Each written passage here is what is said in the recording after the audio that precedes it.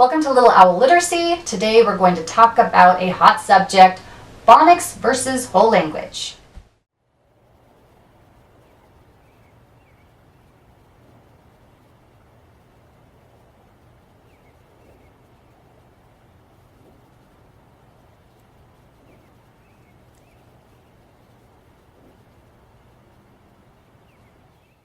This subject is probably one of the favorite things that I learned in graduate school. My mom is a struggling reader, and her whole life she complained about the fact that she was never taught phonics. She was only taught whole language, and she believes that because of that, she did not learn how to read properly, and ever since then she has been a struggling reader. I was taught phonics as a child because that happened to be the trend in the 80s, at least where I was living, and that seemed to further confirm that phonics was better than whole language, at least in my family. So when I got to graduate school, I had a natural bias against whole language. And then I started reading studies and all kinds of books on decoding text and language processing and all of that, and I was fascinated by what I read.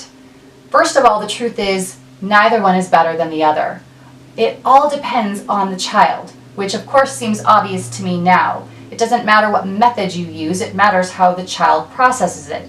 So some children might respond better to phonics and some might respond better to whole language. In my education, we learned that the best thing that we could do is marry the two, and one of them would affect the child positively and the other one could just be left behind.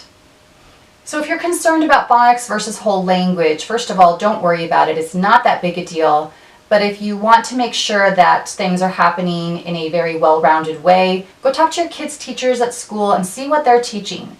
I have found that in the past 10 years that trend of marrying the two versions has been quite popular, and that's generally what people have been doing. But you never know, in different states, different schools, they might really be stressing one over the other. And you don't necessarily want that. You really want them exposed to both. I'm not going to get into why each one is important because it's very technical and it's really not important for the average person to know, but it is important to know that there's legitimate reasons behind each theory, and each of them can be very useful to your child when they're learning how to read.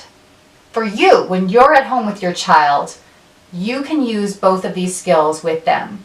So you want to teach them as you're going through the text how to isolate phonemes, how to pronounce those phonemes. You want to be able to teach them what different vowels sound like and different consonant pairs. You also want them to be able to recognize words that are used very frequently, like the, as, and.